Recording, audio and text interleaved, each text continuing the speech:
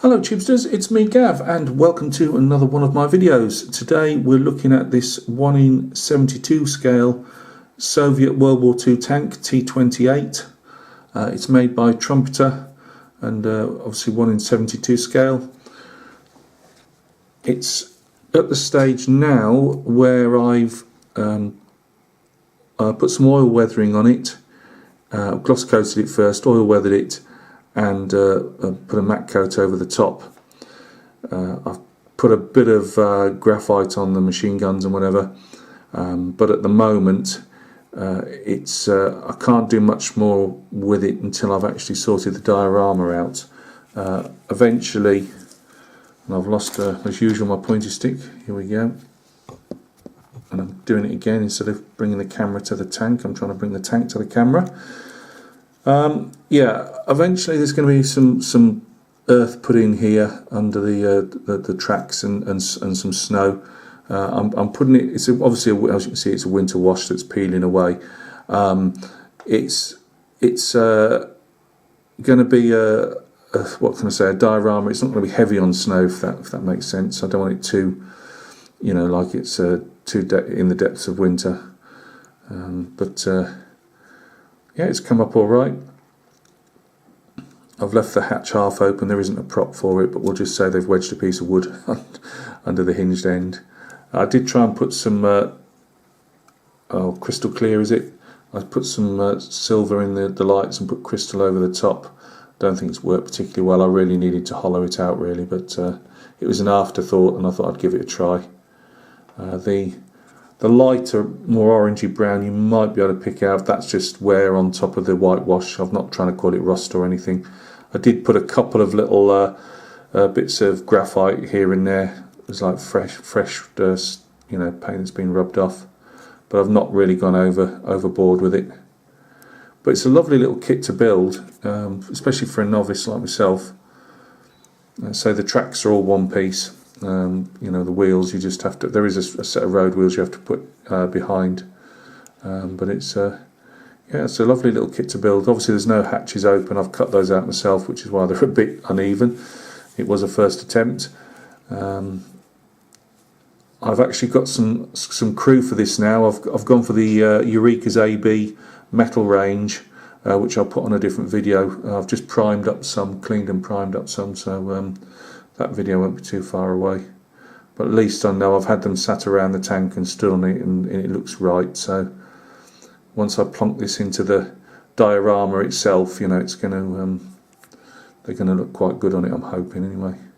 I was quite pleased how the oil washes have gone on the bright metalwork I've put on. That was quite pleasing, and I found the oils quite nice to work with as well. So that's my T28 tank for the moment. And the only thing I didn't oil wash was the actual engine. Completely forgot, as usual. I mean, I can go back to it. That's a good thing about these oils. But I'll probably leave it as it is, because with the hatch and the figures around the engine bay, you'll not see a lot of it. It's just there, as I say, to say it's there really, rather than just an open space. And you don't really see much into this turret either, because I've got a guy sitting on that as well. So that's my tank. Now I have to move the light up slightly. I don't know if I'm even going to, it might be easier to do these one at a time, I think, because I don't think I'm going to get these into shot. Let's just see, I doubt it. I've made some trees. We can't really see a great deal, can we? Let's go back a bit. No. Right, let me just move those out of the way. We'll deal with them one at a time. I've only made 4. I won't bore you to death with them. You watch them fall apart now. Yeah, I've made these pine trees. This is all, I watched Plasmo's, this isn't anything original. I watched how Plasmo did it on his, and I might not be, he's a lot more skilled than I am, and it might not be exactly how he's done it, but it's near enough. So it's a barbecue skewer, obviously cut down, and you can make the point sharper if you wish. I've put some floral wire in. Now, if I'd have prepared this video as usual, my usual standards, I'll have some floral wire to show you. That's the floral wire I've used. Don't ask me what gauge it is, but drill your.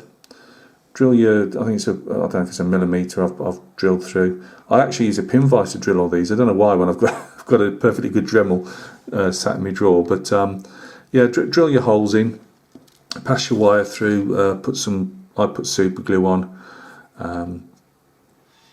You've just got to be a bit careful, as we know, with super glue, because it can fracture quite easy. But the super glue held it in place, and I've then gone over, once it was dry, I left it overnight, and then went in with some tacky glue. Plasmo used spray tacky glue, and I have used that when I did some on for some pine trees in 1:35 scale, but not by this method. I just found it quite tacky, and I was quite happy to wipe just tacky glue on. And I also put tacky glue around where the branches went through the holes as well, just to give them a bit of extra security. I don't want a full dump of snow on these. I just wanted them slightly weatherized. So I then went over with my. At first I thought I was going to have to use my flop box. I've got a little sieve that I attach a wire to and sprinkle it over. But you can use it with these. I've used exactly the same method as if I was using a base, basing some soldiers. So I use the flop box itself, and just the static came up and stood up to represent the needles themselves. I then, once gave that 24 hours to dry off, and I sprayed over the trunk itself and the branches with some type of brown, an orangey brown, I think, and then did the needles in just a dark green, because I've already got the light green of the static grass anyway, so any bits of light just gives it a bit of tonal variation. So I just put Luftwaffe dark green over it, or reflective green I think it's called. I then went over with a standard white, Vallejo white paint, pure white I suppose it's called, just to give it a frosted look. And I then used the Vallejo wet snow. It would normally shine more than this, but I've once I put all that on, I then went and put some matte varnish over just to seal everything off. But I'm really quite happy. Yeah, they look a bit pipe cleanerish. I'm not saying they don't. Maybe what I'd do in future is make a loop at the end and just or halfway down, and make some extra branches coming out, and that would give you a lot thicker tree. Mine do look a bit pipe cleanerish. It's just a shame I can't actually. Let's just see if that will lean up there. You just know it's going to fall over and all my branches will fall off. Stay there. Right, this is the taller of all of them, and I say they do look a bit sparse. I'm not saying they don't. I just stuck a bit of floral at the bottom, one to keep them upright and where I'm working on them, and also to dig into the base when it's done. So same again. I've not gone over the top on the snow. It's just enough to show that it's winter, and obviously if I've got snow on the ground, I'm bound to have had some snow on the trees. So that's the tallest of the ones I've done. Stay there. Here's another one. Again, you've seen one tree, you've seen them all. Oh, stay there. So they're quite robust actually, especially once they've had the varnish sprayed over them. And that was a Winsor & Newton Galleria varnish I'd use on my figures. And this little fella here as well. Because he's a lot shorter, it's a lot more bushier, and it looks, I suppose in some senses, a bit more pine tree-ish. But that's our little bloke. Let's stick him on the front. No, let's put him on the side. So there are my pine trees. Let's just go down slightly. There's my pine trees.